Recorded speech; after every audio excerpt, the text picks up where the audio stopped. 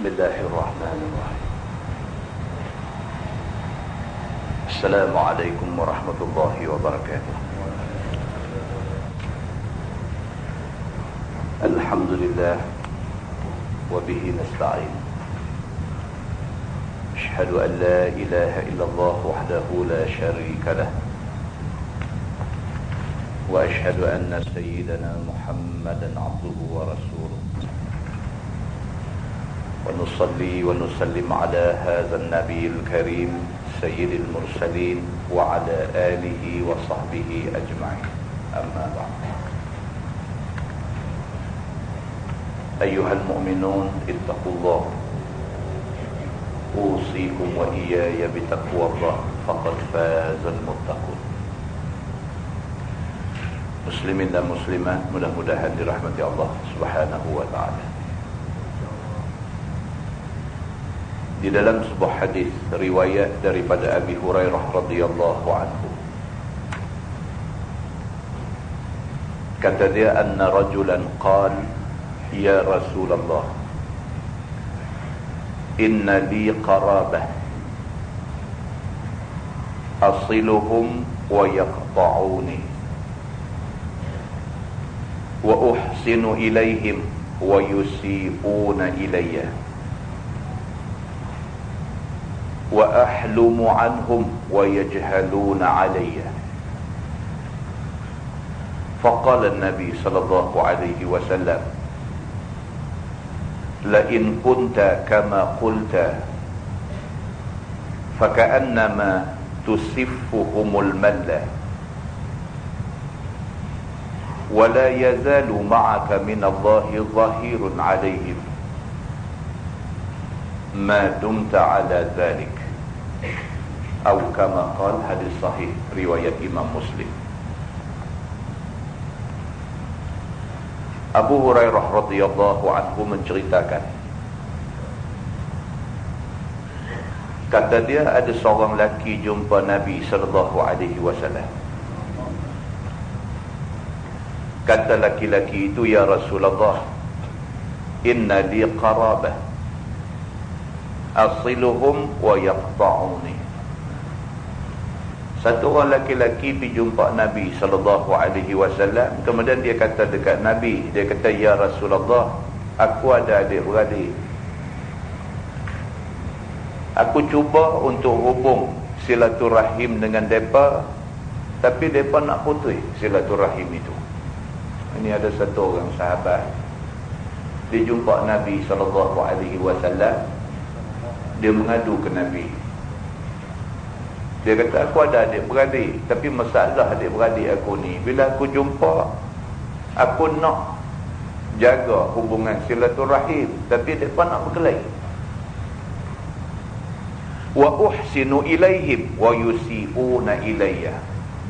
Aku cuba buat baik dekat mereka, tapi mereka buat benda-benda buruk kan. Aku cuba nak buat baik, mereka tunjuk mereka tak suka ke aku cuba nak buat baik. Aku pergi rumah mereka, aku buat-buat tangan, aku pergi buat manis mulut, cakap dengan mereka. Wa yusi'una ilayya, tapi mereka duk cari pasal nak jadi tak elok antara aku dengan mereka.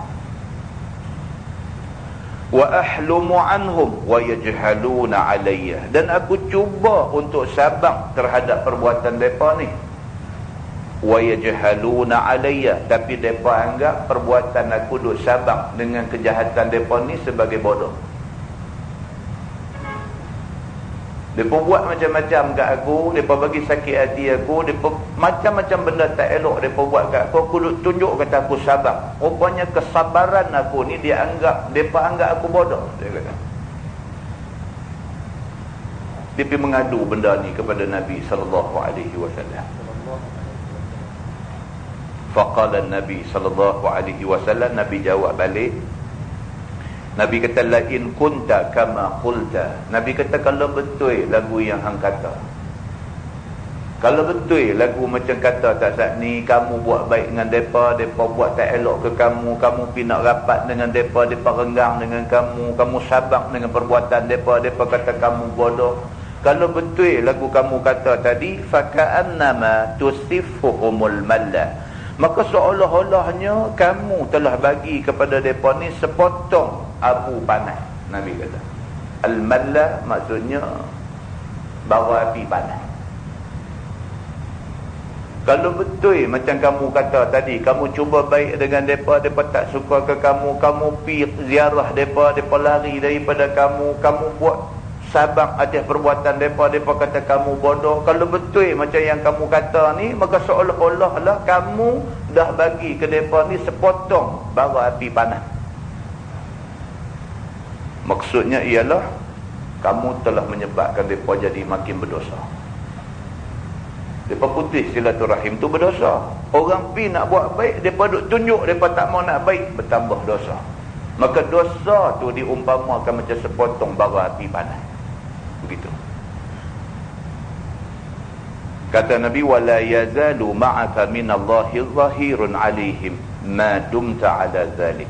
Kata Nabi SAW, maka sentiasalah Allah Subhanahu wa taala akan tolong kamu selagi mana kamu kekal macam yang kamu duk buat tu.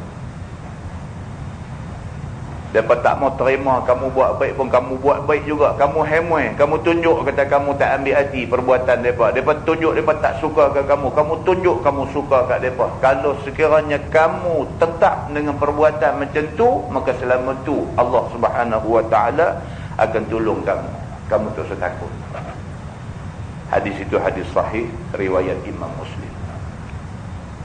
Muslimin dan muslimat yang dirahmati Allah sekalian. Dalam sebuah hadis lain riwayat daripada Anas radhiyallahu anhu, kata dia, anna Rasulullah sallallahu alaihi wasallam qala, man ahabba an yubsata lahu fi rizqihi wa yunsa'alahu fi atharihi falyasil rahimah. Atau kama qala, hadis sahih muttafaqun alaih. Anas bin Malik radhiyallahu anhu, seorang sahabat Nabi, dia kata Nabi sallallahu alaihi wasallam bersabda, Nabi kata, man ahabba an yubsata lahu fi rizqihi wa yunsa'a lahu fi atharihi. Barang siapa teringin supaya Allah luahkan rezeki dia, dan barang siapa teringin supaya Allah panjangkan umur dia. Siapa teringin supaya Allah luahkan rezeki dia, dia dapat rezeki murah. Dan siapa teringin supaya umur dia panjang, Nabi kata falyasil rahimah, maka hendaklah dia jaga hubungan silaturahim dengan orang-orang yang sama seagama dengan dia. Hadis itu hadis sahih muttafaqun alaih. Muslimin dan muslimat yang dirahmati Allah sekalian, bulan puasa 2 minggu lagi. Bulan puasa ni adalah bulan keampunan dosa oleh Allah Subhanahu wa taala. Nabi kata awwaluhu rahmah wa awsatuhu maghfirah wa akhiruhu itqun minan nar. Atau kama qala. Nabi kata bulan puasa ni bahagi 3. Awwaluhu rahmah. Bahagian pertama puasa, sepertiga yang pertama puasa itu dijanjikan rahmat, belas kesian, kasih sayang oleh Allah. Wa awsatuhu maghfirah. Bahagian tengah puasa, masa 10 hari yang kedua puasa itu maghfirah, Allah janji keampunan dosa. Wa akhiruhu, dan bahagian yang ketiga daripada bulan puasa itu itqun minan nar. Tuhan janji, Tuhan bebas dia ni, lepas dia daripada api neraka. Maka tidak semua orang puasa akan mendapat apa yang disebut oleh Nabi SAW itu, melainkan orang yang puasa dan dia menjaga kehendak-kehendak yang ada di dalam amalan puasa itu.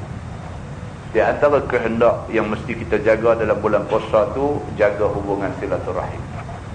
Jangan ada sepanjang bulan puasa ni, jangan ada kita jadi masam muka dengan siapa-siapa, jangan ada kita jadi bergaduh dengan siapa-siapa, jangan ada kita ni duduk jadi pasal dengan siapa-siapa, jangan kita ni ada masalah dengan siapa-siapa. Sepanjang bulan puasa ni, mudah-mudahan Allah Subhanahu wa taala bagi ke kita apa yang Allah janji, apa yang Nabi SAW janji dalam hadis-hadis dia. Mudah-mudahan mukadimah itu memberi manfaat kepada kita semua, insya-Allah. Kita menggunakan Bahrul Madhi jilid 1.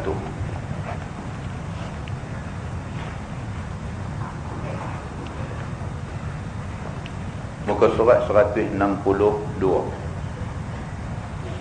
Muka surat 162, kita masuk bab fil madhi yusibu thawb. Iaitu bab yang menyatakan madhi kena kain. Kita dah pun bincang pada bulan lepas perbezaan di antara air mani dan air madhi. Malam ni dia nak tengok pula perbincangan lanjut tentang air madhi, iaitu kata dia bab fil madhi yusibu thawb. Air madhi terkena kain, apa hukum dia? Kata dia bab pada menyatakan madhi kena kain. Ketahuilah saudaraku, dengan hadis yang dikeluarkan oleh Imam At-Tirmizi ini, maka mengetahuilah kita madhi itu najis. Dia kata air madhi, air yang mendahului sebelum keluar mani, maka air itu najis. Dia kata hadisnya an Sahl bin Hunayf radhiyallahu anhu qala kuntu alqa minal madhi shiddatan wa ana'an fakuntu ukthiru minhul ghusl. Diriwayatkan daripada Sahal bin Hunayf, kata dia adalah aku telah jumpa dan merasai dari sebab madhi itu akan kepicikkan dan juga kelelahan yang tiada seorang jumpa seperti aku. Ini seorang sahabat Nabi. Satu orang sahabat Nabi, nama dia Sahal bin Hunayf. Sahal bin Hunayf ni masalah, dia ni syahwat nafsu kuat sangat. Sahal bin Hunayf ni dia ada masalah. Masalah dia ni nafsu kuat. Maka sesuai dengan dia ni satu orang yang terlampau kuat nafsu, air madhi dia ni kira duk keluar tak berhenti. Oh, ni masalah dia. Orang perempuan lintas depan sikit pun masalah ke dia. Dia tak boleh. Bagi dia itu masalah dia, kerana selalu keluarnya madhi itu. Mudah sangat dia ni. Tak boleh tengok orang tu jadi pasal, tengok orang ni jadi pasal. Ini Sahal bin Hunayf. Maka adalah aku membanyakkan daripada mandi. Maka dia ni tak tahu hukum tentang madhi. Dia duk ingat madhi macam mani. Dia duk ingat macam tu. Jadi bila keluar madhi dia pergi mandi. Bila keluar madhi dia pergi mandi. Kecut jari dengan duk mandi. Yang kata Sahal bin Hunayf ni. Dia kata yakni apabila keluar sahaja madhi maka mandilah aku. Oleh kerana sangka aku wajib mandi apabila keluar. Dia duk sangka lagu tu. Tuan-tuan, saya cakap, kita pula masyarakat kita lah banyak hak jenis tak erti hukum ni. Bila dia tak erti, dia mula duk torah hukum dia sendiri. Bila dia torah hukum dia sendiri, jadi susah ke dia. Kan? Dia tak erti. Bila tak erti, dia duk main sangka-sangka lah. Dia sangka, lagu ni tak boleh kot, lagu ni tak boleh kot, lagu ni. Jadi masalah ke dia. Kan? Macam orang sakit, tangan simen. Dia tak mengaji, dia tak tahu macam mana nak selesai masalah tangan patah yang bersimen ni. Dia tak erti. Maka bila dia tak erti, dia kira tangan semen tak semayang langsung. Tak semayang langsung, masalah jadi susah ke dia. Sedangkan Islam dah bagi tahu tangan semen ke apa ke, anggota wuduk berbalut ke apa ke, kena semayang. Dan semayang yang dibuat semasa anggota badan kita, anggota wuduk kita berbalut, semayang tu sah dan tidak perlu qada. Dia tak erti sebab tak mengaji. Dengan kerana tak erti, dia tak semayang. Kerana tak semayang, dia berdosa. Dan kerana tu esok, bila baik esok sekali nak qada, kalau sekiranya balut badan, tangan dia bersimen 2 bulan, 2 bulan punya semayang dia nak kena qada. Jadi susah dia. Punca kerana tak erti. Demikianlah halnya ada manusia yang macam ni. Sahabat Nabi dulu pun macam tu. Dia ni suka keluar air madhi. Bila keluar, dia duk sangka keluar madhi macam keluar air mani. Dia duk sangka macam tu. Bila dia sangka macam tu, tiap-tiap kali keluar air madhi, tiap-tiap kali dia mandi. Ini menjadi susah pada dia. Kata dia, fadzakartu dzalika li Rasulillah sallallahu alaihi wasallam wa sa'altuhu anhu. Dia kata, maka aku sebutkan perkara yang demikian itu kepada Nabi sallallahu alaihi wasallam. Dia pun pergi mengadu ke Nabi lah masalah dia ni. Yakni kataku kepada Nabi adalah aku satu orang yang amat kuat keluar air ingin. Dia kata air madhi tu. Dia pergi jumpa Nabi, dia kata, ya Rasulullah, saya ni masalah. Dia kata, saya ni suka sangat. Dia kata, duk keluar air mazi. Dia kata. Dan tiap-tiap kali keluar air mazi, maka aku mandi. Maka amatlah berat yang demikian itu ke atas aku. Dia pergi mengadu ke Nabi, dia kata, susahlah saya macam ni. Dia kata, mandi ni sehari sampai berapa kali tak tahu. Begitu. Dan langsung aku tanya hukum dari sebab mazi itu akan Nabi SAW, bagaimana memperbuatnya. Dia pergi tanya Nabi, jadi macam mana kes saya ni? Mudah sangat keluar air mazi, macam mana kes saya ni? Adakah saya kena mandi tiap-tiap kali keluar air mazi? Begitu. Faqala innama yajzika min zalikal wudu. Maka sabda Nabi SAW, hanya sahaja memadai akan dikau daripada yang demikian itu, yang ni daripada keluar mazi itu, mengambil air semayang juga. Kerana mazi membatalkan wudu dan tidak mewajibkan mandi. Nabi kata lain kali, kalau keluar air mazi, nombor satu sekali pergi basuh. Pergi basuh, bagi bersih, bagi cuci, ambil air semayang. Selesai masalah. Tak payah mandi. Kerana yang keluar itu mazi, bukannya mani. Begitu. Faqultu ya Rasulullah, kaifa bima yusibu thawbi minhu? Maka kata dia, ya Rasulullah, bagaimana hamba buat dengan mazi yang kena kain hamba daripadanya? Dia kata, okey, satu benda clear dah. Kalau keluar air mazi, kita cuma perlu basuh dan pergi ambil air semayang. Tidak payah mandi, clear. Yang kedua nak tanya, dia kata air mazi kalau kena kain, macam mana pula cerita dia? Maka haraplah hamba akan tuan hamba memberi fatwanya.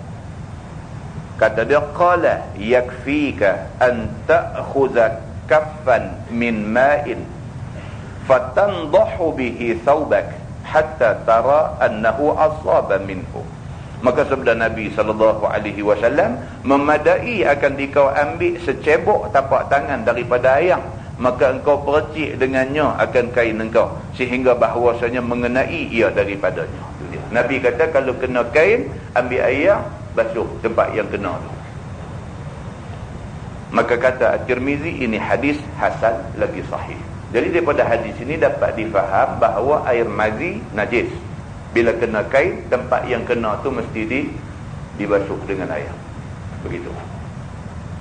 Masalah, dia kata mazi dan hukumnya kena ke kain. Ni dia nak detail lagi. Dia nak halusi lagi. Kata At-Tirmizi, dan sesungguhnya telah bersalah-salahan ahlul ilmi pada mazi yang kena kain. Maka kata setengah daripada ulama, tidak memadai melainkan basuh. Dan ialah perkataan Imam Asy-Syafi'i. Dia ada perbezaan pendapat ulama. Ada mazhab dia kata memadai pakai percik aja. Tempat yang kena tu ambil air, percik aja, kira bersih dah. Macam mana kaedah mencuci najis mukhaffafah. Najis mukhaffafah ni najis budak lelaki-lelaki kecil hak tak makan apa lagi, melainkan hanya susu ibu saja. Kan budak lelaki-lelaki kecil baru beranak, dia tak makan benda apa pun melainkan susu ibu. Kalau dia kencing, air kencing dia najis mukhaffafah, memadai dengan ambil air percik aja tempat yang kena kencing tu, sudah dianggap bersih. Maka sebahagian ulama kata mazi hukum dia macam tu, ambil air kencing pi aja, percik sikit aja, kira bersih. Tapi Imam Syafi'i, dalam mazhab Syafi'i, dia kata tak boleh. Tak boleh percik, tapi kena basuh tempat yang kena tu. Kain yang kena mazi mesti dibasuh, saya kata. Dan kata setengah mereka itu memadai akan dia percik. Dan kata Ahmad, aku harapkan, yakni aku kuatkan fikir atasku bahawa memadai akan dia oleh basuh dengan air. Imam Ahmad bin Hanbal, mazhab Hanbali, dia kata aku lebih suka kalau sekiranya basuh, jangan percik. Pasal apa timbul perbahasan ni? Pasal dalam hadis tadi. Hadis tadi Nabi SAW kata, memadai kamu ambil air secebok dalam tapak tangan kamu, kemudian kamu percik, fatandahu bihi. Fatandahu maksud percik. Maka sebahagian ulama pegang pada hadis ni, dia kata percik dah cukup. Tapi sebahagian ulama yang lain dia kata percik tak cukup, kena basuh. Pasal apa? Pasal ada hadis lain Nabi suruh basuh. Begitu. Baik. Yakni Kita buat kesimpulan, maka air mazi kalau kena pakaian, tempat yang kena itu mesti dibasuh. Begitu. Masalah, dia kata mazi dan wadi dan lainnya. Ni pula satu lagi. Dia ada mani, dia ada mazi, dia ada wadi. Mani keluar apabila syahwat memuncak. Itu kita baca bulan lepas. Mazi keluar masa kita mula rasa syahwat tu, dia keluar dulu. Sifat-sifat dia dah dibincangkan bulan lepas. Satu lagi dia panggil wadi. Wadi ni dia keluar kalau orang buat kerja kuat. Orang jenis buruh binaan, kasang ni duk angkat semen sebantai duk naik pergi tingkat atas, angkut batu besar dan sebagainya. Dia keluar satu jenis ayam. Ayam tu dipanggil wadi. Dia keluar bukan kerana syahwat, bukan kerana nafsu, bukan kerana keinginan. Dia keluar kerana orang ni kerja terlampau kuat. Dia keluar ayam tu dia panggil wadi. Begitu. Kata Imam Asy-Syafi'i di dalam pada babul mani, tiap-tiap yang keluar daripada zakar, daripada basahnya, sama ada kencing ataupun mazi ataupun wadi atau barang yang tiada dikenal ataupun yang dikenal, maka semuanya najis melainkan mani. Dia buat kesimpulan macam tu. Imam Syafi'i kata apa juga benda yang keluar daripada kemaluan, apa juga benda, mani saja yang tidak najis, yang lain semua najis. Dia keluar kerana nafsu ke, dia keluar kerana kerja teruk ke, dia keluar kerana terkejut ke, apa ke, tak kira. Benda yang keluar daripada kemaluan selain daripada mani adalah najis. Imam Syafi'i buat keputusan macam tu. Dan tiap-tiap barang yang disentuh oleh lain daripada mani, daripada barang yang keluar daripada zakar, kena di kain ataupun di tubuh atau lainnya, maka ia itu najis. Dia kata apa juga benda yang keluar selain daripada mani, kalau kena kain, maka tempat itu bernajis, mesti kena basuh. Begitu. Dan bermula sedikit ataupun banyaknya sama je. Dia kata sedikit ke banyak ke, pergi basuh. Dia kira macam tu. Maka jika yakin seseorang akan kenanya, nescaya membasuh ia akan dia. Dan tiada memadai lain daripada yang demikian itu. Kalau dah yakin memang ada kena, dibasuh. Tak boleh buat lain daripada basuh. Tak boleh pakai lap ke, pakai percik air aja ke, tak boleh. Mesti kena basuh. Tidak basuh, maka dia anggap tidak bersih dari najis. Begitu. Maka jika tiada tahu akan tempat kenanya, nescaya membasuh dia akan kain semuanya. Kalau tak tahu kena tang mana, tak tahu kena tang mana, berasa macam merambu kena habis satu kain, tak tahu tang mana kena, pergi basuh kain tu semua sekali. Macam tu. Dan jika tahu tempat tiada, dan jika tahukan tempat dan tiada tahu akan kadar mana tempat kenanya, nescaya membasuh ia akan tempat dan dilebihkan daripadanya. Kalau kita tahu tempat yang kena tu tapi kita tak tahu banyak mana kena, kita tengok tempat yang kena tu, basuh, ambil lajak sikit kawasan sekitar dia, basuh bagi habis, bagi bersih semua sekali. Tuan-tuan, ini dalam fiqh dia panggil ihtiyat. Ihtiyat maksudnya berhati-hati. Kita pergi rumah orang, nak semayang di rumah orang, kita pun tak tahu tuan rumah ni dia reti ke tak reti hukum fiqh apa tentang najis apa semua ni, dia reti ke tak reti. Kita duduk tengok dia, kita duduk nampak dia ni jenis orang tak mengaji ni. Kalau kita nak semayang di rumah dia, sebagai langkah ihtiyat, ambil satu selipar lah. Lepas ambil ayat semayang dalam bilik ayat, minta satu selipar bersih, pakai kasut selipar ni keluar pergi tempat, baru kita semayang. Sebab kita tak tahu dia ni dia reti ke tak reti. Ramai tuan-tuan orang yang tak reti ni, anak kecil berau kata pergi atas lantai rumah tu, dia pakai ambil kain buruk lap-lap, kira clear. Hak kebanyakannya anak kencing draw kata pergi atas lantai tu, dia ambil kain buruk dia lap, lepas tu dia ambil mop, dia rendam ayam, dia main tonyoh dengan mop 2-3 kali, dia kira bersih. Bersih dari segi mata tengok tak ada najis, tapi dari segi hukumnya tempat tu bernajis. Dia panggil najis hukmi. Dari segi hukumnya masih ada najis. Sebab kaedah cuci najis ni, dia mesti ayam kena lalu di situ. Berau kata budak tu kencing, mula sekali ambil kain lap bagi hilang ain najis. Lepas dah hilang dah ayam kencing tak ada, ambil ayam satu timba, ayam yang bersih, jurus bagi mengalir ayam bersih di kawasan hak najis tu. Bagi mengalir, lepas tu baru lap lagi sekali, baru dia anggap bersih dari segi hukum syarak. Kalau takat ambil kain buruk lap, lepas tu ambil mop mai tonyoh-tonyoh sikit, tempat tu masih dia anggap bernajis. Sat lagi kita masuk pancung ambil air semayang, kita keluar, kita pijak tu, pak kita pijak, kaki kita lekat najis. Kita pergi naik atas sejadah semayang, kita bawa najis naik atas sejadah tu sekali. Semayang tidak sah pasal anggota tubuh kita ada najis. Masalah tu. Berapa orang yang reti jaga benda ni? Berapa orang? Hak ramainya tak jaga. Anak kencing, cucu kencing, apa kencing, pakai lap bagi tak ada, bagi mata tengok tak ada, kira bersih macam tu aja. Inilah masalahnya. Maka akhirnya apa? Ibadat yang kita buat tidak sah. Kerana syarat sah sembahyang mesti bersih, suci anggota dan tubuh badan dan pakaian. Begitu. Baik, dia kata nescaya membasuh ia akan tempat dan dilebihkan daripadanya. Dan jika sembahyang dia pada kain yang kena najis itu sebelum daripada basuhnya, maka tahu ataupun tidak tahu, maka lazim atasnya ulang sembahyang itu. Kalau sembahyang juga dalam keadaan bernajis, sembahyang tu tak terpakai, kena buat balik sembahyang yang kita buat. Begitu. Tajuk baru dia kata bab fil mani yusibut thawb, iaitu bab pada menyatakan mani yang kena kain. Tadi madi kena kain, maksud dia apa? Maksud dia kena basuh. Pasal madi itu najis. Lah ni kalau mani, ayak mani kena kain, macam mana cara dia pula? Ketahuilah saudaraku. Masuklah kita membicarakan hukum mani, najis ataupun tidak. Maka telah dikeluarkan oleh Imam Tirmizi akan hadis yang menunjukkan mani tiada ia najis. Ayak mani tak najis. Yang ni kita dah bincang bulan lepas pun. Kata dia, an Hammam bin Al-Harith qal dhafa Aisyata dhaifun fa'amarat lahu bimilhafatin safra fanama fiha fahtalama. Tu dia. Diriwayatkan daripada Hammam bin Al-Harith, kata dia telah menjadi tetamu, menjadi dhaif akan Siti Aisyah oleh seorang yang menumpang tidur. Dhaif.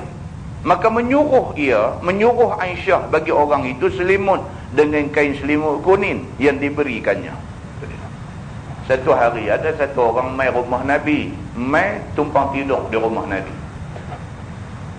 Satu tetamu sudah mai rumah Nabi, nak tumpang tidur di rumah Nabi. Maka Aisyah isteri Nabi SAW pun dah tetamu mai tidur di rumah ni, dia bagi satu kain selimut untuk nak guna tidur malam tu. Bagi satu kain selimut kala kuning.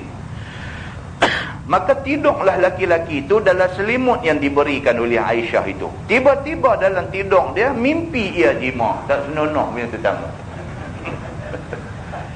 Dia pergi tumpang tidur rumah Nabi, tidur malam tu baik punya gambar sudah mai kat dia. Murah bubuh habis kain selimut yang orang bagi dia guna tu. Benda nak jadi je tak? Benda nak jadi. Maka serta keluar mani mengenai kain selimut itu. Mimpi jima. Dalam tidur tu mimpi jima, merambut keluar air mani, habis kain selimut yang orang bagi guna tu. Apabila jaga ia, maka berhajat ia memulangkan kain selimut itu. Bangkit-bangkit pagi itu, astagfirullahaladzim. Dia kata, Allah. Dia kata nak bagi balik rumah. Dia kata, orang tahu aku tak senonoh. Masalah bagi dia. Kata hadis tu, fastahya an yursila biha wa biha atharul ihtilam. Maka kata hadis itu, maka sudahlah malu dia hendak mengirimkannya kepada Aisyah, nak bagi balik kain selimut tu, segan kan? Padahalnya dengannya kesan daripada mimpi. Kalau nak bagi balik Allah, Aisyah ambil lah, ni apa ni? Leceh kan? Nak buat balik lagi tak ada pula orang bagi selimut tu pakai tidur, pergi duduk gulung pun ambil nak balik pula. Macam kita dah ramai dah rumah nak tidur kan, bilik semua penuh, anak kita ramai apa semua, kita bagi Toto Narita bagi dia tidur, dia merah di atas Toto tu. Toto esok nak balik tu gulung Toto tu nak upi sekali. Kita kata, oh banyak cantik yang ni, ku bagi yang tumpang pakai dah, nak balas buat harta benda hang pula. Kata kawan ni bukan nak balas Toto tu, dia nak hantar kedai dobi. Dia dah buat pasal dia tutup tu. Ini cerita ni, dia berlaku zaman Nabi SAW, berlaku benda macam ni. Benda ni jadi, Allah saja takdir benda ni jadi, nak bagi kita ni dapat satu pengetahuan. Begitu. Bukan kata sahabat Nabi ni tak senonoh. Dah. Dia ditakdirkan benda tu jadi oleh Nabi SAW dengan tujuan supaya kita dah ni bila baca hadis ni dapat pengajaran. Jadi dekat sahabat ni ditumpang tidur rumah Nabi, kemudian mimpi gambar baik punya, habis kain selimut dia guna tidung tu. Jadi nak bagi balik ke Aisyah berasa malu lah, dengan kerana kain tu penuh dengan air mani dia. Kata dia faghamasaha fil ma, faghamasaha fil ma. Maka kata dia meminum, bukan meminum tu, ghamasa benam ni rendam. Maka membenam, menyelam ataupun merendam ia akan dia di dalam air. Dia pun nak bagi balik, jadi payah, usung masuk pancong, rendam bagi basah abang semua. Buat lagu tu senang. Tengok dia nak buat lagu mana. Summa arsala biha, kemudian dikirimkannya kepada Siti Aisyah, yakni kepada tuan punya kain selimut tu. Dia rendam bagi basah semua sekali, lepas tu baru dia pergi serah dekat Aisyah. Apabila dilihat oleh Aisyah kain selimutnya basah, maka gempanglah ia. Aisyah pula. Aisyah tuan-tuan, itu kena ingat, Rasulullah wafat, Aisyah umur baru 18. Aisyah kahwin dengan Nabi ni umur 7 kahwin dengan Nabi. Umur 9 duduk serumah dengan Nabi. Dan duduk serumah dengan Nabi 9 tahun, Nabi pun wafat. Nabi wafat, umur Aisyah baru 18. Dia maknanya dia ni muda sangat, kebudak-budakan lagi. Bila dia bagi selimut orang pakai, tentu bagi balik mai basah lecun semua sekali, dia buat riuh. Kan kalau orang Pulau Pinang dia kata buat ramai kan, buat ramai dia kata. Kan dia buat riuh. Ni apa ni, aku bagi selimut elok ni pasal apa basah? Dia buat gempang lagu tu. Maka gempanglah ia, dan ditanyanya kenapa kain selimut itu basah.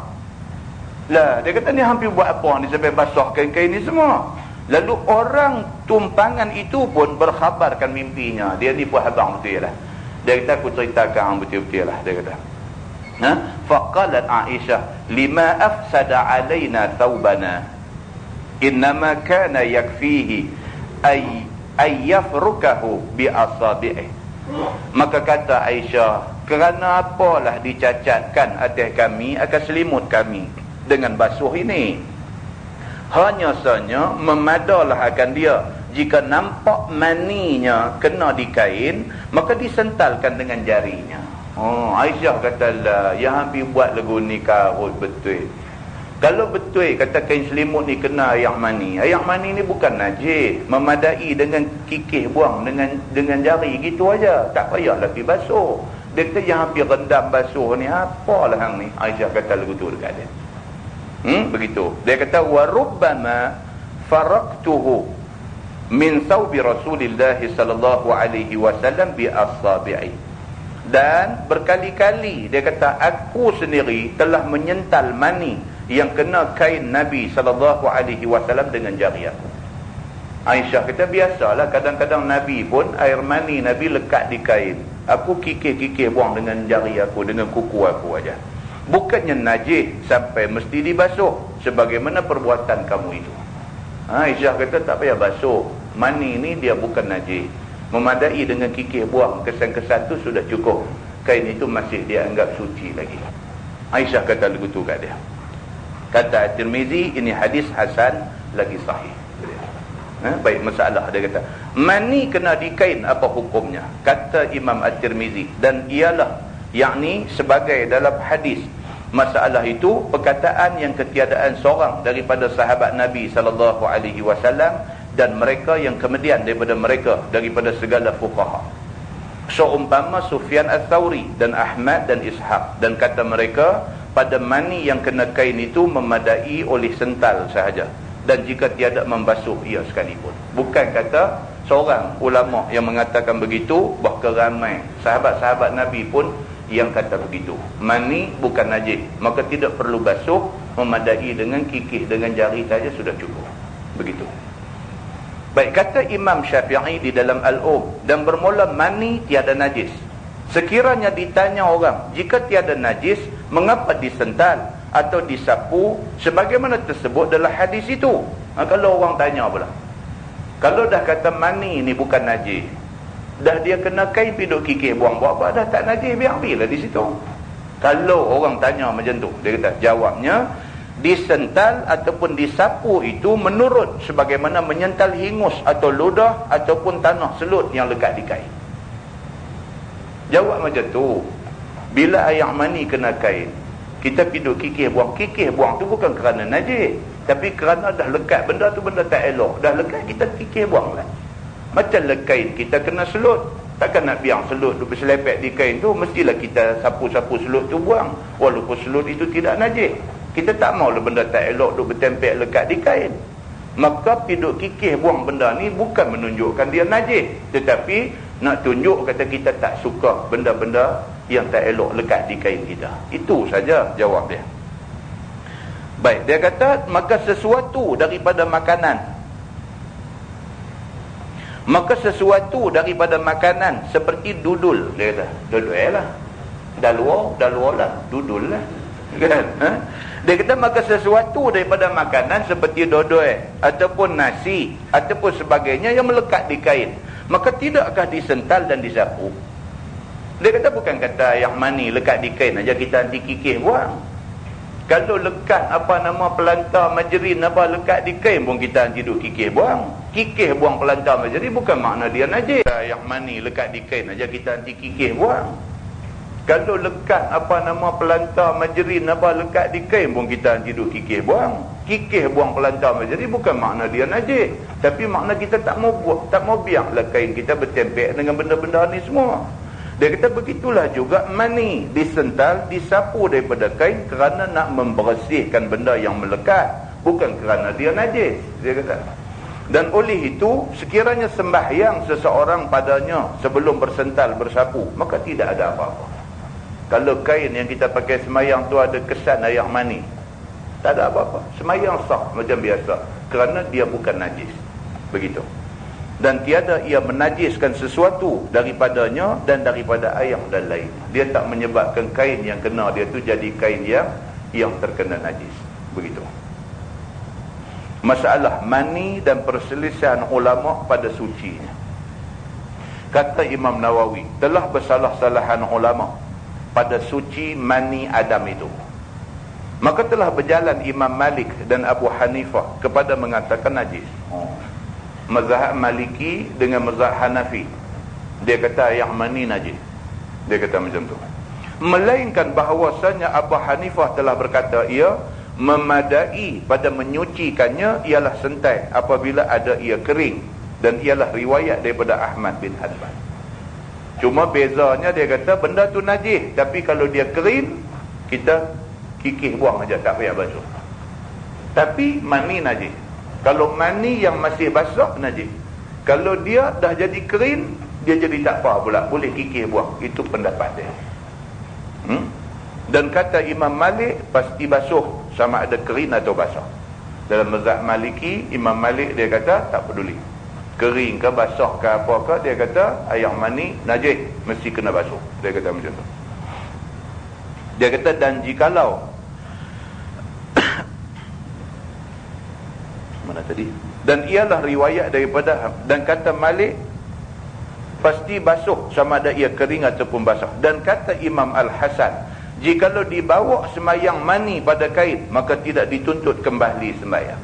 Dia kata maksudnya tak najis. Dan jikalau banyak sekalipun, dan jikalau kena di badan dibawa semayang, nescaya diulang semayang jika sedikit sekalipun.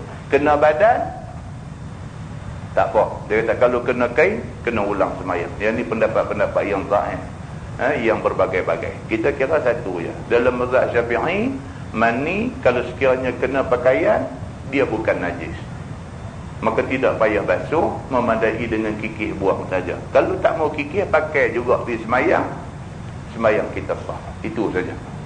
Baik, tengok bawah tu. Masalah, dia kata mani perempuan, bolehkah mani perempuan, dan bolehkah makan mani? Dia punya tak ada benda nak makan. Kan? Tak ada benda nak makan. Hidup minum, hidup makan air mani. Macam tak senonoh sampai macam tu. Kan? Macam orang biasa tanya kan. Dia kata, ustaz, babi laut boleh makan? La ilaha illallah, kata. Babi laut apa pula? Dia kata orang ada jumpa dulu. Tengah laut ada babi, dia kata. Kan? Dia hanya ada di kawasan laut dalam saja. Di lautan Pasifik, lautan Hindi, apa semua, laut dalam tu, Atlantik, apa semua ada. Menatang macam babi, tapi hidup dalam air. Jadi oleh kerana rupa paras dia macam babi, maka panggil dia babi laut.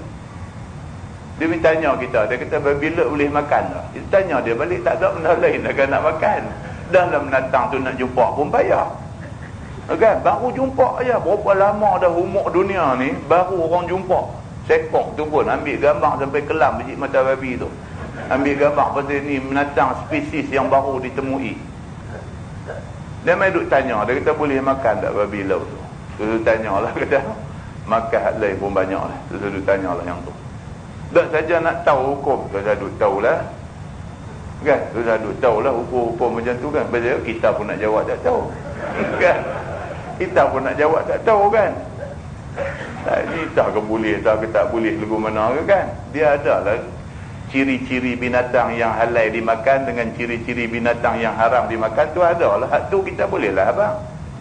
Kalau sekiranya pasti, yang pertama dia bukan babi dan bukan anjing dan bukan keturunan keduanya.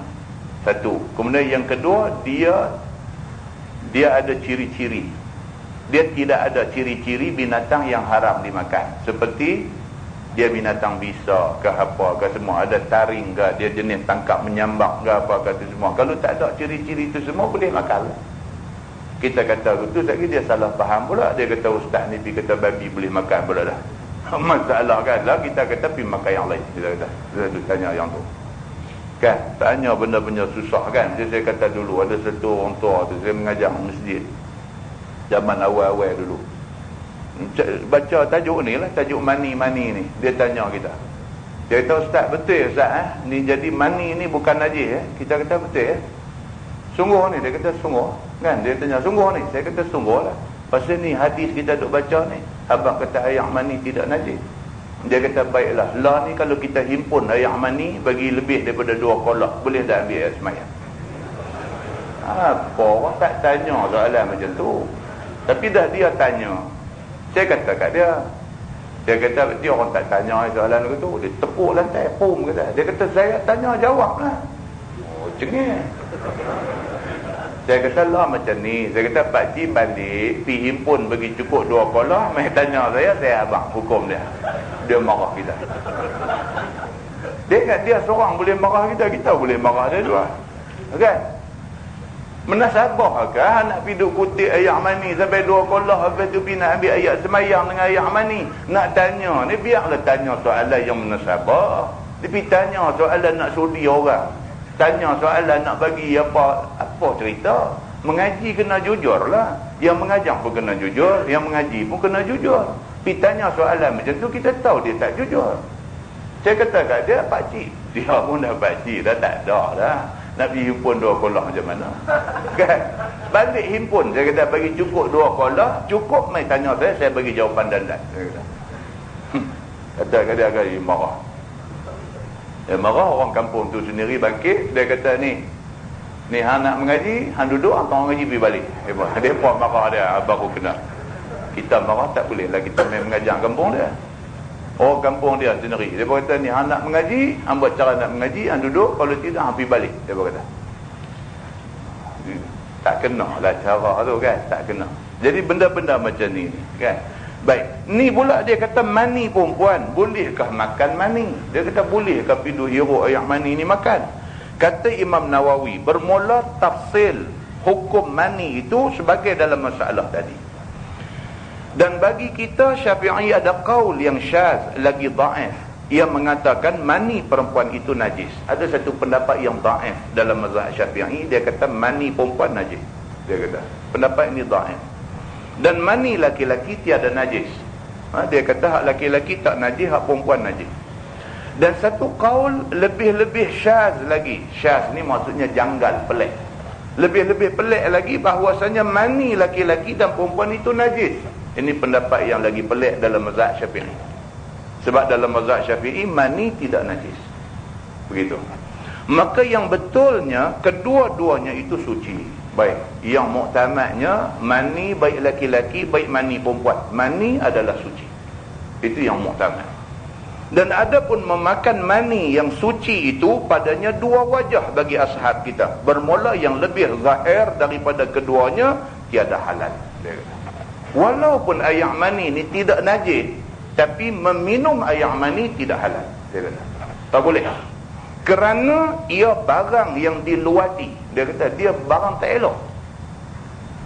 Benda cemar. Begitu. Walaupun dia tidak najis, tapi tak elok. Sebab dia keluar daripada kemaluan. Begitu. Maka iaitu masuk ia di dalam jumlah segala yang busuk-busuk. Lagi diharamkan dia ke atas kita. Jadi maksud dia apa? Minum air mani itu haram. Tak boleh. Walaupun dia tidak najis. Tak boleh. Begitu. Masalah mani binatang dan hukumnya. Kata Imam Nawawi, bermula mani segala binatang yang lain daripada anak Adam. Setengah daripadanya ialah mani anjing ataupun mani babi ataupun mani binatang yang beranak daripada salah satu daripada keduanya dengan binatang yang suci. Maka mani itu najis dengan tiada khilaf. Kalau sekiranya mani ini mani binatang yang haram, anjing, babi ataupun keturunan yang terhasil daripada anjing dan babi, maka mani binatang ni haram. Dan binatang lain daripada itu pada maninya ada tiga wajah. Bermula yang asah bahawasanya ia suci. Lain daripada anjing, babi dan keturunan dia, mani kambing misalnya, mani kambing suci, dia kata. Sama ada binatang itu dimakan ataupun tidak, ataupun binatang hak jenis orang tak makan dia pun dia lain daripada anjing dan babi, air mani dia suci. Suci maksudnya tidak najis. Begitu. Dan keduanya, pendapat yang kedua bahawasanya najis sama ada dimakan binatang itu ataupun tidak. Pendapat kedua kata mani binatang semua sekali najis. Itu pendapat kedua. Dan pendapat ketiga dia kata mani yang dimakan dagingnya itu suci dan mani yang tidak dimakan dagingnya itu najis. Itu pendapat ketiga. Itu pendapat-pendapat ulama. Masalah dia kata basah faraj perempuan suci ataupun tidak. Orang perempuan dia ada mengeluarkan air apa semua ni, air yang keluar daripada dia ni, air ni suci ataupun tidak, dia kata. Kata Imam Nawawi dengan hadis dalam masalah itu dalil bagi satu jemaah daripada ulama atas suci basah faraj perempuan itu. Ada pendapat mengatakan air yang terhasil daripada faraj perempuan ni, air itu bersih, suci, dia kata. Dan padanya ada khilaf yang masyhur di sisi kita dan lainnya. Dan yang azharnya suci. Itu dia. Dalam mazhab Syafi'i, air yang keluar daripada faraj perempuan sebelum berlaku persetubuhan, maka air itu dalam mazhab Syafi'i dia kata suci. Begitu. Dan bergantung segala orang yang mengambil hujah dengan ini hadis dalam masalah itu dengan kata mereka. Bermula mimpi jima' itu mustahil pada hak Nabi SAW. Ini hujah dia. Dia kata Nabi ini mustahil lah jadi macam kita. Kita ada duk mimpi karut-karut. Nabi dia tak ada mimpi karut. Nabi kalau mimpi semua mimpi betul. Nabi tak serupa kita. Nabi kalau mimpi semua betul. Tak macam kita. Kita kalau mimpi ini tak tentu. Kadang betul, kadang tak betul. Kadang merapu langsung, kadang-kadang tak boleh tentu. Maka Nabi SAW dia kata mustahil. Dia kata Nabi mimpi jima' mustahil, dia kata. Pasal apa? Kerana mimpi jima' itu setengah daripada main-main syaitan. Akan benda-benda ini adalah daripada buaian syaitan. Mustahil Nabi akan mimpi benda-benda ni hasil daripada kacau syaitan. Mustahil, dia kata. Kalau begitu, mani yang kena di kain Nabi, yang disental oleh Siti Aisyah, seperti yang tersebut dalam hadis tadi, bukanlah ia daripada mimpi. Bahkan ia daripada jima'. Dia kata kalau macam tu, Aisyah kata dia beberapa kali tadi hadis tadi ni.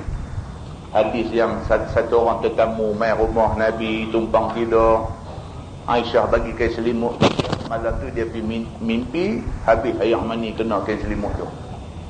Lepas tu dia pun nak bagi balik kain selimut tu, dia segan, dia pergi rendam dalam air bagi basah dulu, baru dia bagi.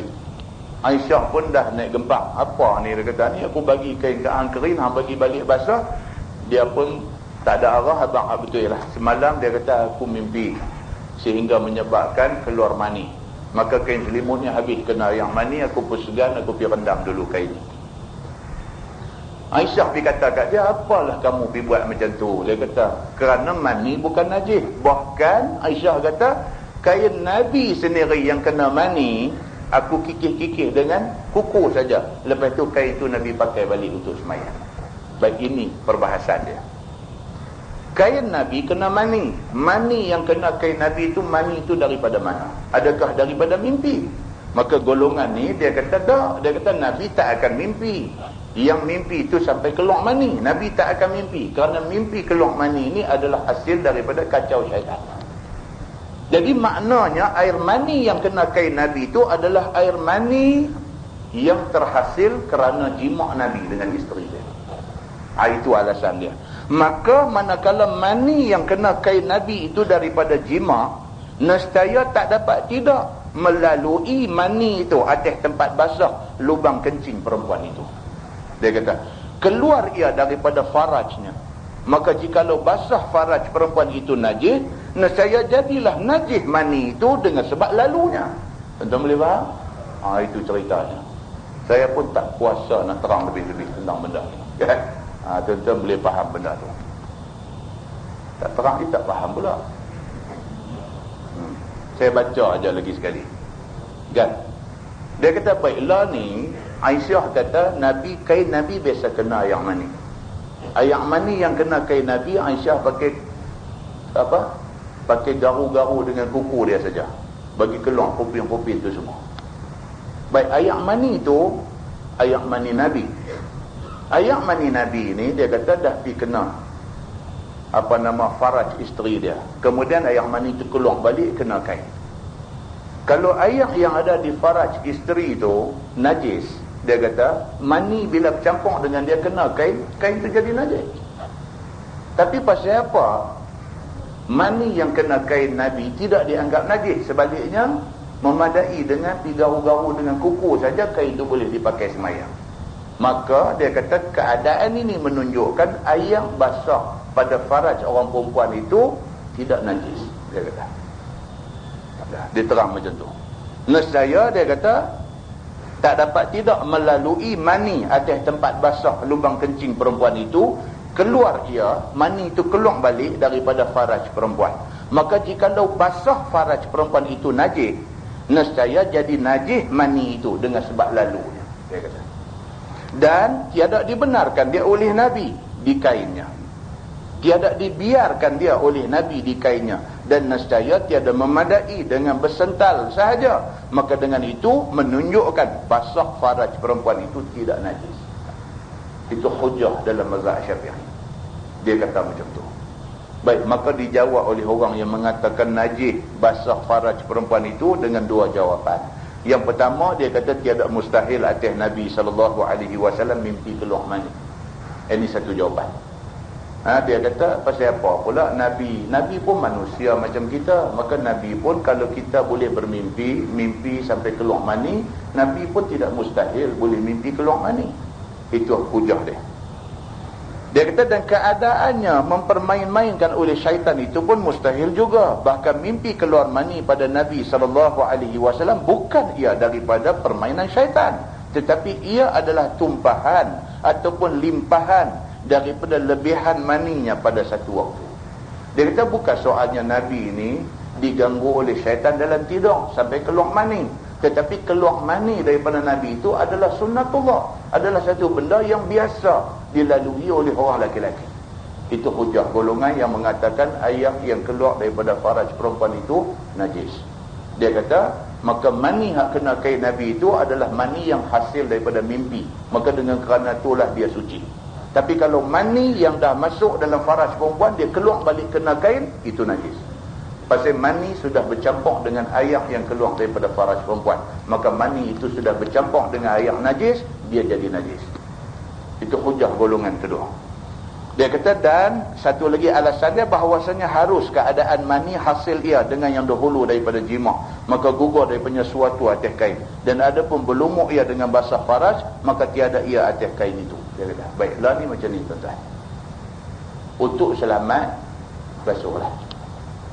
Dan negeri Arab ni mereka berkira sikit ayam, pasal mereka ayam tak ada, jadi nak basuh, nak apa ni berkira sikit. Negeri kita ni ayam jenuh. Bila dia duk kena ayam macam ni dan sebagainya, daripada kita nak pakai semayang dalam keadaan hati jadi syok, kan, basuhlah. Ambil kain pelekat lain lah, kan, pakai kain pelekat lain, lepas tu pergi basuh buang. Begitu, kan. Walau bagaimanapun dalam mazhab Syafi'i, dia kata air yang keluar daripada faraj perempuan itu suci. Imam Syafi'i pendapat macam tu.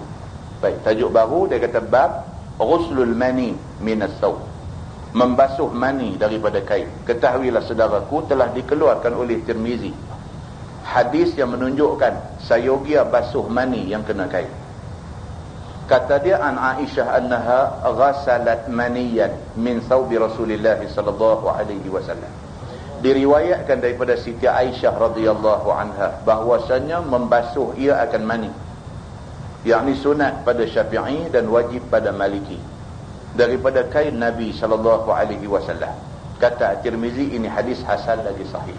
Bahkan Aisyah biasa juga, kain Nabi kena mani, Aisyah pergi basuh kain tu. Biasa juga macam tu, dia kata. Masalah mani dan membasuhnya dan hukumnya. Kata At-Tirmizi, dan bermula hadis Siti Aisyah yang menerangkan bahawasanya membasuh ia akan mani daripada kain Nabi sallallahu alaihi wasallam itu, bukanlah ia berselisihan dengan hadis sental.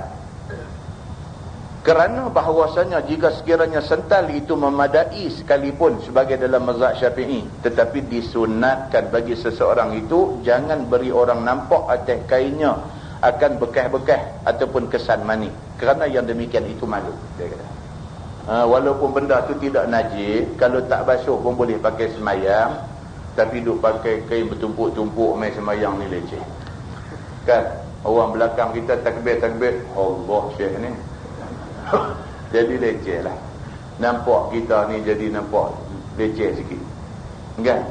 Kawan belakang tu pun tengok janggut, dia kata tak sangka. Jadi duk fikir macam-macam pula kat kita, jadi tak ada pasal jadi fitnah pula kepada orang yang semayang belakang kita, kan. Jadi Aisyah radhiyallahu anha sendiri kadang-kadang walaupun kena mani, tidak najis, tidak wajib basuh, kadang-kadang dia tengok jugalah kalau banyak sangat ke apa ke, dia basuh juga kain itu.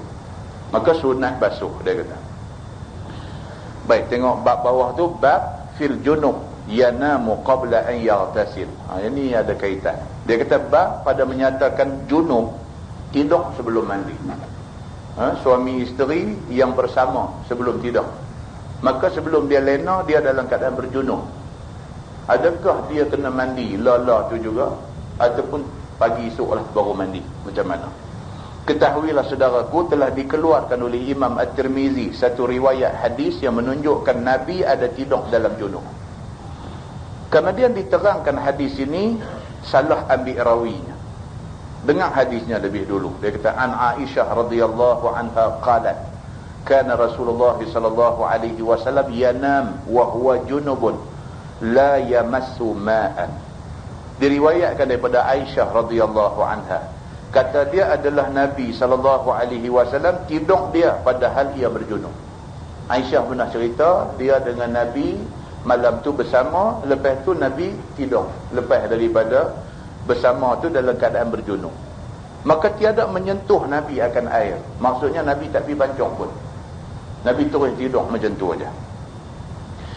Kata At-Tirmizi, dan ini perkataan Sa'id bin Musayyab dan lainnya, dan sesungguhnya telah diriwayatkan oleh ketiadaan seorang daripada Siti Aisyah daripada Nabi sallallahu alaihi wasallam bahwasanya adalah ia mengambil wuduk sebelum tidur. Dia kata hadis tadi itu hadis yang dhaif, dia kata. Ada hadis lain banyak lagi cerita, kata Nabi sallallahu alaihi wasallam bila dia sama dengan isteri dia, sebelum dia tidur, dia pergi pancung, basuh-basuh dulu bagi bersih, dia ambil ayat semayang dulu, baru dia tidur. Itu hadis yang banyaknya. Hadis yang kata Nabi habis-habis bersama dengan isteri terus tidur, hadis tu adalah hadis yang ada masalah. Begitu. Maka inilah yang sah daripada hadis yang diriwayatkan oleh Abu Ishaq daripada Al-Aswad, dan telah diriwayatkan oleh Syu'bah dan oleh Al-Thawri dan lainnya akan ini hadis daripada Abi Ishaq, dan memikir mereka itu hadis ini salah ambil daripada Abi Ishaq.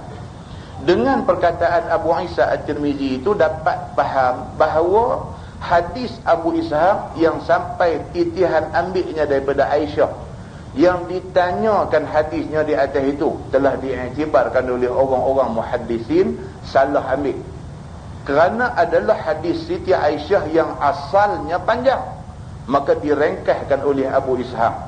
Dengan kerana itu jadi tawaham akan Nabi tidur dengan tiada mengambil ayat semayang dulu daripada mandi junub.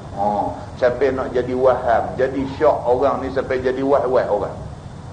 Betul kan Nabi ni habis-habis dia bersama dengan isteri dia pakai tidur lagu tu aja. Sampai orang tu ingat, takkan Nabi buat macam tu. Sebenarnya tak betul. Hadis tu potong sekerat, dia tak ambil penuh. Hadis asal tu panjang, dia pergi potong sekerat, dia pergi jadi tak betul. Sebenarnya Nabi SAW bila dia bersama dengan isteri dia, selepas tu Nabi akan pergi basuh bagi bersih, Nabi ambil ayat semayang, baru Nabi tidur. Itu yang sebenarnya. Padahal hadis yang panjang ada mengandungi makna mengambil ayat semayang sebelum tidur, kemudian daripada junub. Dia kata itu hadis asalnya. Bila potong, dia potong jadi tak betul. Tajuk baru dia kata bab fil wudu lil janbi idza arada ayyana. Bab fil wudu lil junubi idza arada ayyana, iaitu bab pada menyatakan mengambil ayat semayang bagi orang yang junub apabila nak tidur. Ini hadis yang sebenarnya yang ni. Dia kata, ketahuilah saudaraku, apabila seseorang yang sudah berjunub, maka janganlah bawa tidur sahaja langsung, bahkan maulah membasuh zakarnya, dan perempuan membasuh farajnya dahulu. Ini ajaran Islam, lebih bersih begitu. Kemudian daripada itu ambil ayat semayang, langsung tidur laki isteri itu. Itu cara dia. Pergi basuh bagi bersih, ambil ayat semayang, baru tidur. Maka fasal ibadah yang demikian ini telah dikeluarkan oleh Imam Tirmizi hadisnya. Benda ni jadi ibadat. Imam Tirmizi ada bawa dalam hadis dia, yang menunjukkan tiada sayogia ditinggalkan ibadah itu. Hadis dia an Umar annahu sa'ala Nabi sallallahu alaihi wasallam ayanamu ahaduna wa huwa junub, qala na'am iza tawadda. Diriwayatkan daripada Sayyidina Umar bin Al-Khattab radhiyallahu anhu bahwasanya telah bertanya ia akan Nabi sallallahu alaihi wasallam pada hukum tidur berjunub. Kata dia, ya Rasulullah, adakah boleh tidur seseorang daripada kami padahal kami berjunub? Boleh tak boleh dalam keadaan junub tidur tanpa mandi wajib dulu? Jawab Nabi, na'am, boleh tidur apabila mengambil wudu. Ya, Nabi kata boleh, kalau tak mandi lagi pun tak apa, tapi ambil ayat semayang dulu baru tidur. Nabi kata macam tu. Kata At-Tirmizi, hadis Umar Al-Khattab itu lebih hasan satu daripada bab ini, dan dia lebih asah. Masalah tidur sebelum mandi junub dan hukumnya. Wahai saudaraku, dengan hadis dalam masalah itu dan lainnya telah bersalah-salahan ulama pada tidur sebelum mandi junub.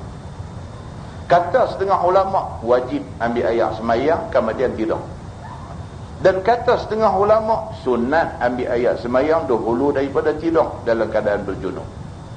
Kata At-Tirmizi, dan seperti dalam hadis pada masalah itu, perkataan yang bukan seorang daripada sahabat-sahabat Nabi SAW dan tabi'in. Ramai orang yang kata sunat ambil ayat semayang dulu sebelum tidur. Tuan-tuan tengok muka sebelah.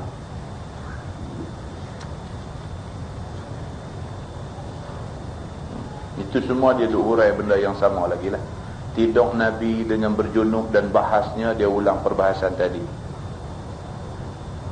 Baik, tengok hak bawah tu. Masalah dia kata jima dan makan tidur sebelum mandi junub. Yang ni dia lepas daripada dia berjunub, dia pergi makan, pergi minum, pergi apa semua macam-macam lagi. Kata Imam Nawawi, dengan hadis yang dalam masalah itu dan hadis-hadis riwayat di dalam Sahih Muslim, menunjukkan harus bagi orang yang junub itu tidak dan makan dan minum dan jima' sebelum mandi junub. Boleh, dia kata. Boleh satu orang yang dah berjunub dengan isteri dia, lepas junub tu dia nak pergi makan ke, dia nak pergi minum ke, dan dia boleh lagi second round pula dengan isteri dia. Dia kata ada pula boleh macam tu. Dan ini telah ijma' atasnya. Dan pada hadis dalam masalah itu menunjukkan sunat ambil wuduk dan membasuh faraj kerana hendak memperbuat 3-4 kerja itu. Tapi walau macam mana pun selepas mula tu pergi basuh, pergi ambil ayat semayang dulu. Itu nak makan ke, nak minum ke, nak jimak lagi dah apa ke, itu soalan. Dia kata istimewa pula hendak jimak orang yang tiada dijimaknya akan dia. Ini bagi kes orang nikah lebih seorang kan. Dia dah jimak dah isteri dia pertama ni, lepas tu pergi basuh-basuh apa, mandi, lepas mandi pergi rumah bini seorang lagi, jadi lagi satu di sana. Nakal macam tu. Dia kata maka takkidlah sunat membasuh zakalnya. Maka bagi kes yang macam ni, kes dia nak pergi jimak pula dengan isteri lain, yang ni lebih-lebih lagi disuruh basuh dulu lah. Disuruh basuh dulu. Dan sesungguhnya telah dinaskan oleh ashab kita bahawasanya makruh tidur dan makan dan minum dan jimak sebelum mengambil wuduk bagi orang yang berhadas besar. Maka apabila mengambil wuduk ia, maka tiadalah makruh lagi salah satunya. Bila dah pergi basuh, dah ambil ayat semayang, dia nak buat apa-apa lepas itu tidak makruh lagi. Baik, masalah dia kata tidur berjunub dan berwuduk, apakah hikmah di sebaliknya? Kata Imam Nawawi, adalah orang yang berjunub yang mau tidur dulu daripada mandi, telah dituntut syarak ia ambil wuduk. Maka hikmahnya itu telah bersalah-salahan ulama. Kata ashab kita, bermula hikmahnya itu ialah supaya ringan hadas, kerana bahawa mengangkat dia akan hadas daripada anggota wuduk. Supaya ringan sikit. Dia bersama dengan isteri dia, dia hadas besar. Hadas besar ni berat lah. Dia ambil ayat semayang dulu sebelum tidur, ringan sikit hadas besar dia. Begitu. Satu. Dan kata Abdullah Al-Mazari radhiyallahu anhu, telah bersalah-salahan ulama pada hikmahnya. Kata setengah ulama, supaya orang yang berjunub tidur dia atas salah satu daripada dua suci. Baguslah. Pasal apa? Pasal dia dah hadas besar, dia pergi angkat hadas kecil, jadi bersihlah sikit, sucilah dia daripada hadas kecil, walaupun hadas besar masih ada. Begitu. Entahkan mati ia dalam tidurnya, mana nak beritahu, habis-habis tu dia penat lagu mana kan, mati pitur. Jadi sekurang-kurangnya dia mati dalam keadaan dia terangkat hadas kecil, walaupun hadas besar tak terangkat lagi. Begitu. Maka pada waktu memandikannya meratakan air jua. Bila mandi ni, orang akan ratakan air mandi mayat dia. Begitu. Dan kata setengah ulama, bahkan barangkali boleh jadi rajin dan bangkit hati langsung mau mandi dengan sebab ambil wuduk. Nak bagi cantik lagi, lepas dia bersama dengan isteri dia, masuk pancung, pergi basuh bersih semua, ambil ayat semayang. Masa ambil ayat semayang tu, mandi terus kata. Itu lebih baik lagi. Pasal apa? Pasal malam tu dia tidur dalam keadaan bersih daripada hadas besar. Itu lebih baik. Mana nak tahu? Dah kena air, sejuk-sejuk dah, mandi juga tak senang. Itu lebih baik, dia kata. Jadi kalau tak pergi basuh, tak ambil ayat semayang langsung, pakai tidur dengkuai gitu aja, yang tu karut, dia kata. Jadi bila dah bangkit pergi pancung ni, macam kita lah. Kita ni lala ni kan, tengah-tengah malam bangkit pergi pancung ni, bangkit nak pergi buang air. Dah pergi dah pancung, dah buang air, dah basuh, dah kena air sejuk apa dah, ambil lah air semayang. Sunat tahajud 2 rakaat, apa salahnya? Kan? Bangkit pergi buang air tu boleh, kena air apa sejuk, terketak-ketak masuk selimut balik. Tak senonoh sungguh bila ni. Kan? Jadi dia kata alang-alang dah masuk pancung, dah basuh, dah sejuk, dah apa dah, ambillah yang semayang. Dan 2 rakaat ni start aja, tak sampai 2 minit. Tak sampai 2 minit. Allahu Akbar, semayang tahajud 2 rakaat. Assalamualaikum warahmatullahi wabarakatuh. Tidur dia jadah terus. Kan? Tapi dia tak buat. Pasal apa? Pasal dia jadi lemah lagu mana tahu kita. Dia begitu. Baik, masalah tidur orang haid sunatkah berwudu? Tadi cerita orang yang hadas besar kerana bersama suami isteri. Orang perempuan yang dalam keadaan haid, adakah dia haid, dia pun hadas besar juga? Adakah orang perempuan dalam keadaan haid nak tidur malam disunatkan berwudu? Dia kata Imam Nawawi, telah berkata Al-Mazari, dan telah berlaku perselisihan pada sunat wudu ke atas orang yang haid sebelum tidur. Maka orang yang mengatakan supaya tidur dia atas salah satu daripada dua suci, sunatkan baginya wudu. Pendapat yang mengatakan ambil ayat semayang sebelum tidur bagi orang perempuan yang datang haid itu bagus. Pasal apa? Pasal dia angkat hadas kecil dia. Jadi dia suci daripada dua hadas. Hadas besar tu ada lagi, tapi dia ambil ayat semayang, dia angkat hadas kecil. Tetap itu lebih baik bagi dia. Itu satu pendapat. Dia kata, dan kata Imam Nawawi dan adapun ashab kita mazhab Syafi'i, maka bahawasanya mereka itu muafaqahkan atas bahawasanya tidak sunat wudu bagi orang yang haid dan orang yang nifas. Dalam mazhab Syafi'i dia kata orang perempuan yang datang haid tidak disunatkan wudu sebelum tidur. Kerana bahawasanya wudu tiada memberi bekas pada hadas kedua-duanya. Kerana dia memang berhadas lah. Selagi dia tak mandi wajib, selesai darah dia, maka selagi itu dia dalam keadaan berhadas. Maka jika sudah habis haidnya, maka jadilah dia seperti orang junub. Habis haid tu baru dia dianggap orang yang berjunub. Begitu. Itulah hukum orang-orang perempuan haid. Dia kata, wallahu a'lam. Lepas ni kita masuk tajuk bab ma jaa fi musafahatil junubi. Iaitu bab yang datang pada menyatakan berjabat tangan dengan orang yang berjunub. Boleh tak boleh kita hidup salam dengan orang-orang yang berjunub? Yang kita kena tahu, no? Lepas ni dia ada lagi bab fil mar'ah tara fil manam mithla ma yara ar-rajul.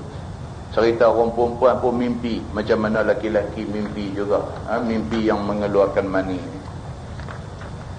Kemudian dia main pula bab fil rajul yastadfi'u bil mar'ah ba'da al-ghusl.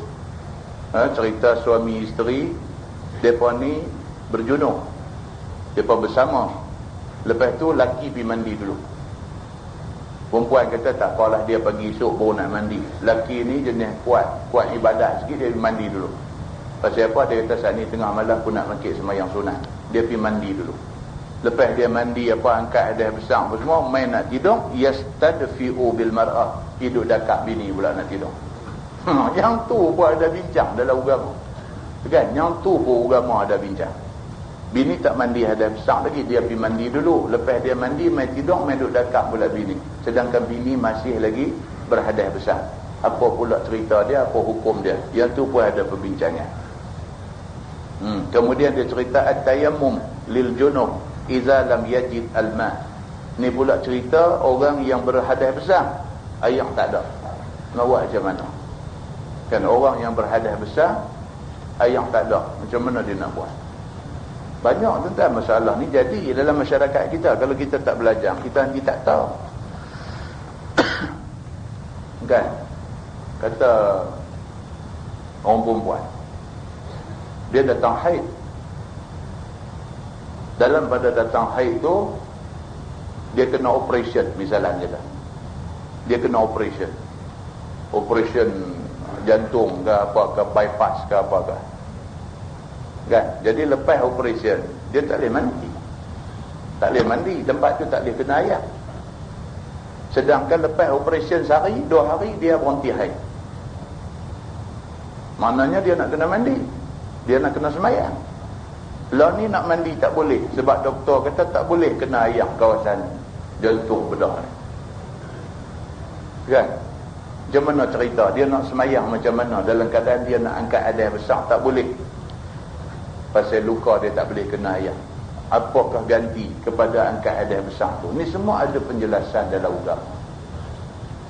Kan? Ada penjelasan dalam agama. Ada pun satu perempuan, dia dalam keadaan haid, naik motor, dum kata aksiden, patah tangan dua-dua belah. Dua-dua belah tangan kena simen. Lepas simen tangan dia 2 hari, berhenti haid. Haid dia habis. Dia nak mandi pun kawasan tu bersemen. Dia nak kena semayang. Semayang dah wajib dah ke dia. Macam mana pula nak selesai masalah dia ni? Benda ni jadi. Dalam masyarakat macam-macam 1001 benda jadi. Kalau kita tak tahu cara penyelesaian dia, maka kita jadi orang yang tak semayang. Kerana tak tahu, kita jadi tak semayang. Ada satu doktor di Kuala Lumpur. Dia masuk Islam lah. Tapi lama lah, 7-8 tahun dah masuk Islam. Dr. Muhammad Nur Manokaran nama dia. Dia pakar ortopedik, pakar tulang, pakar ortopedik, kerja di private hospital, apa semua, orang bagus. Dia doktor pakar tulang. Jadi dialah yang duk jumpa dengan orang-orang patah tangan, patah kaki, simen apa semua. Dia hubungi saya baru ni, hantar surat mai apa semua. Dia minta buat satu buku ringkas, dia kata. Buku ringkas yang berkaitan dengan bidang dia aja, dia kata. Minta tolong, dia kata, ustaz buat satu buku panduan ringkas bagi kes orang yang kena simen ni. Cara dia nak mandi wajib, kalau sekiranya sebelum simen dia hadas besar, lepas itu dia kena semen macam mana. Kemudian cara dia nak ambil ayat semayang macam mana. Kemudian cara dia nak semayang macam mana. Dia kata buat ringkas aja. Dia kata buat, dia kata bagi cara mudah faham, bagi mai ke dia. Dia kata dia nak print, dia nak buat buku, dia nak bagi free dekat orang-orang sakit ni. Dia kata sebab dia duk tengok orang sakit ni tak semayang lah, bukan sikit, dia kata. Jadi tuan-tuan, dia bukan orang Islam asal, dia masuk Islam, tapi dia punya kesedaran macam tu. Kita bila jumpa orang macam-macam ni, segan lah, cukup segan kan. Dia baru masuk Islam, tapi komitmen dia dengan Islam tu mengalahkan kita, malu kita. Dia tanya macam mana cara dia, kata tolong buat ringkas punya. Dia nak print, dia nak bagi free dekat orang-orang sakit ni, supaya orang sakit semayang, dia kata. Dia nak belanja duit dia nak buat, dia nak bagi free supaya orang semayang. Tu yang matlamat dia, supaya orang semayang. Semalam saya cerita di Masjid Brown Garden kan, satu sahabat dia kerja bahagian radiologi hospital besar Penang kan, Hindu juga. Operation bypass. Lepas operation, antara sedang tak sedang, dia kata dia dengar satu suara main di telinga dia masa duduk dekat ICU ni, dekat cardiac punya ICU, jantung punya ICU. Dia terdengar satu suara bunyi, kata kat dia, you have been given a second chance. Kamu dah diberi peluang kedua. Bypass ni tentang major operation. Bila lepas operation tu, dia kata antara nak sedang tak sedang tu dengar suara, dia kata kamu dah diberi peluang kedua. Dia kata dia jaga juga, celak mata nak tengok siapa cakap. Dia kata tengok tak ada siapa ya. Tapi dia kata kata-kata dia dengar ni betul-betul kesan dekat dia. Sampailah lepas dia pulih apa semua lagu tu lagu ni, dia cerita dekat doktor pakar yang bedah dia ni, apa yang dia lalui. Doktor pakar ni pula orang bagus kan. Kata kat dia, itu menunjukkan Tuhan kita, dia kata, bukan Tuhan kami, Tuhan kita, dia kata Allah, dia kata nak bagi hidayah ke kami. Dia dengar macam tu. Start dalam duduk di hospital tu lagi, dia minta buku-buku apa dia duduk baca, buku masuk Islam. Jumpa dia di hospital minggu lepas kan, doktor bedah jantung ni bawa dia main jumpa dia. Muka tuan-tuan ni asal Hindu masuk Islam, dia terpaksa berpisah dengan isteri dia lah ni.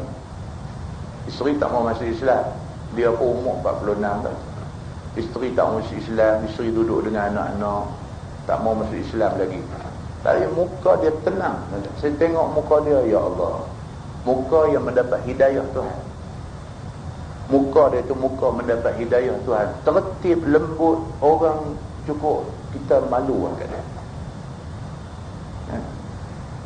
Habis saya tanya dia macam mana isteri dengan anak-anak, ada tak kemungkinan dia masuk Islam? Dia jawab insya-Allah, dia kata. Insya-Allah, dia kata God willing. Insya-Allah, dia ada keyakinan, dia yakin dengan Tuhan, dia kata. Tuhan akan bagi hidayah. Sabang salah, dia kata. Walaupun macam tu, dia kata sampai hari ni dia pergi rumah isteri dia, tengok keperluan apa, makan minum mereka, nafkah dia bagi semua, dia jaga elok, semua dia buat elok. Lah ni dia kata dia tak mau cakap banyak, dia nak tunjuk contoh baik kat mereka ni. Mudah-mudahan lah, dia kata kalau dia buat ni ikhlas, Tuhan tolonglah bagi petunjuk dekat isteri dengan anak-anak. Tuan, Tuhan dia nak bagi hidayah ni. Hak tak Islam langsung, boleh jadi Islam, boleh jadi committed dengan Islam. Tapi kalau Tuhan tak bagi hidayah, ya Allah, Melayu lama dah tu mengaku kata Islam, tak jadi apa Tuhan, tak jadi apa. Hari ni beza dia. Jadi kita ni bulan puasa nak mai tuan-tuan, dia mintalah sepanjang bulan puasa ni buat seberapa banyaklah ruang yang ada kita isi dengan ibadah, kan? Daripada pagi bangkit, start dengan sembahyang sunat subuh 2 rakaat, sunat qabliyah subuh. Kita dah baca dah hadis dulu macam mana Nabi SAW satu hari nak sembahyang subuh, Bilal mai panggil Nabi di rumah. Dia nak mai panggil Nabi, nak beritahu masuk waktu subuh. Aisyah pula pergi duk buat tanya Bilal 2-3 perkara. Jadi Bilal pun duk cakap ni sampai terlewat, nampak dah nak cerah, dah nak subuh dah. Bilal bangkit pergi panggil Nabi. Panggil Nabi tak keluar, panggil 2 kali Nabi tak keluar, baru Nabi keluar. Bilal kata dekat Nabi, ya Rasulullah, dia kata aku panggil kamu banyak kali ni, dia kata ni dah nak cerah dah, kita tak semayang subuh lagi, dan aku ni bukan aku terlambat, tapi kerana Aisyah tanya aku maka aku jadi terlambat. Nabi kata tak apa. Sebenarnya kamu panggil tadi aku dengar, cuma aku semayang qabliyah subuh 2 rakaat. Bilal kata dekat Nabi, tapi Rasulullah ni dah nak cerah dah ni. Nabi kata apa? Nabi kata walaupun cerah lebih pada ni, aku tetap akan semayang qabliyah subuh 2 rakaat. Kemudian Nabi kata apa? Barang siapa yang sembahyang qabliyah subuh 2 rakaat, maka sembahyang sunat sebelum subuh 2 rakaat itu lebih baik daripada dunia dan isinya. Besar rupanya pahala sembahyang sunat qabliyah subuh 2 rakaat. Bulan puasa kita try. Kita bangkit bangkit sembahyang tahajud. Lepas sembahyang tahajud, sembahyang witir. Lepas sembahyang witir, tunggu siap dia perangat apa, kita makan som sunat akhir waktu. Habis makan som duduk sat, masuk waktu subuh, sembahyang sunat qabliyah subuh 2 rakaat. Lepas tu sembahyang subuh. Lepas sembahyang subuh nak tunggu cerah sikit tu, baca Quran sikit. Habis tu pergi kerja, kan? Sembahyang zuhur, sembahyang asar, sembahyang maghrib, semua buat bagi elok. Lepas Aisyah, jangan tinggal tarawih walau satu hari pun, jangan tinggal. Tarawih ni bulan puasa aja ada, bulan lain tak ada. Jangan tinggal walau sehari pun. Lepas sembahyang tarawih semua siap, sah lera selesai, baca Quran sikit, lepas tu tidur. Saat ni bangkit, sembahyang tahajud 2 rakaat, sembahyang witir, kemudian makan som. Macam tu, kalau kita boleh buat macam tu tiap-tiap hari sebulan bulan puasa, ada kebaikan Tuhan bagi kat kita. Ada kebaikan Tuhan bagi kat kita, kan? Bagi orang yang ada ruang pula di tempat kerja, pagi lepas daripada matahari naik segala, sampailah sebelum masuk waktu lohar, dia ada ruang untuk sembahyang duha 2 rakaat kita buat. Kalau tak mengganggu kerja kita, sembahyang duha 2 rakaat. Kan Nabi SAW pernah beritahu dekat sahabat dia, Nabi kata aku nak beritahu kat kamu 2 sembahyang yang kalau kamu jaga 2 sembahyang ni, kamu dapat kebaikan yang banyak. Yang pertama sembahyang duha, dan yang kedua sembahyang witir tiap-tiap hari. Kamu buat yang ni, kamu dapat kebaikan yang banyak. Tuan-tuan, siapa tak mau benda baik? Kan, siapa tak mau benda baik? Bulan puasa ni peluanglah untuk kita tambah sikit lah ibadat yang kita dah buat selama, tambah sikit. Setidak-tidaknya mengaji kita ni membawa kita kepada lebih baik, bukan mengaji kita ni membawa kita kepada lebih sombong dengan Tuhan. Nah, mudah-mudahan Allah berkati hidup kita dan Allah jadikan kita orang yang betul-betul baik dengan melakukan kebaikan dalam bulan puasa anak main. Saya ambil kesempatan ni untuk mohon maaf daripada tuan-tuan sepanjang kuliah kita Sehinggalah kepada malam ni kalau ada apa-apa yang tidak menyenangkan tuan-tuan, itu adalah kerana kelemahan saya. Saya minta maaf. Dan mudah-mudahan Allah ampun dosa saya dan dosa tuan-tuan semua. Kita tangguhkan dengan tasbih kafarah dan suratul Nas. Subhanallah.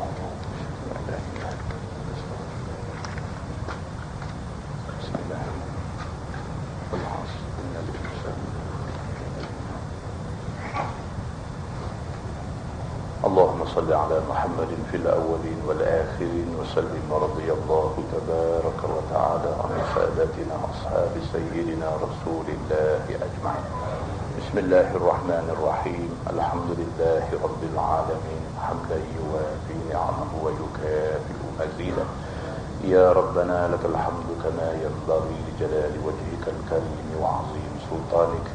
رضينا بالله ربا وبالإسلام دينا وبمحمد نبيا ورسولا. اللهم افتح علينا فتوح العارفين وارزقنا فهم النبيين بجاه خاتم المرسلين. اللهم فقهنا في الدين وعلمنا التأويل واهدنا صراطك المستقيم. اللهم أرنا الحق حقا وارزقنا اتباعه وأرنا الباطل باطلا وارزقنا اجتنابه.